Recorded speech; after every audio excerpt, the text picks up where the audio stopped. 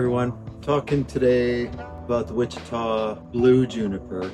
I know a lot of you that have small yards or starving for privacy. Some of the ultimate privacy plants that are provided is the junipers and cedars, commonly used in Calgary is the Swedish Aspen, which is great for great summer privacy, but more filtered privacy with the Wichita juniper, which is an excellent year-round privacy evergreen that definitely looks gorgeous on perimeters, and I'm sure we'll come up with some photos to give you some good examples. One of the main issues is irrigation. Irrigation's amazing. We're in this set it and forget it world. The issue is drainage, and that goes especially with evergreens and any tree really, is your drainage. People will come to me and say, well, they look pale. Did they need fertilizer? No, they don't need as much fertilizer as you think. Sure, a spring fertilization is always super helpful to color up your plant, make it healthy and disease resistant. But speaking of disease, irrigation works against us is one of the biggest killers in our yard. And I'm speaking for all plant material. The number one issue is there's no place for excess water to go.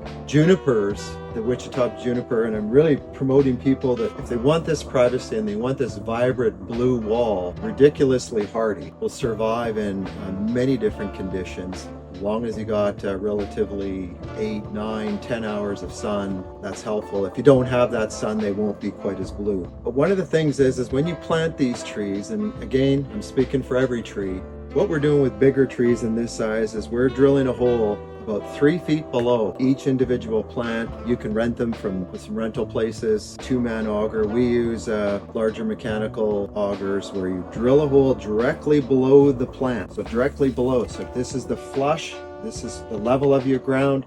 From here down, you put a small hole up to 6 inch, 4 inches even better because of the size of the scale of this plant. You drill a hole and you fill that hole up with rock, and then your soil medium around it would be like a 30% sand mix with your existing soil or a good soil from the garden center. You can use your existing soil just as much as long as it's soil and you're not mixing it up with clay and all other kinds of materials. But if you do that, then this excess water gives this plant this gravitational pull. The more water that goes through the plant, the more oxygen is provided for that plant. This way it works really good with a drip line or an irrigation with a timer.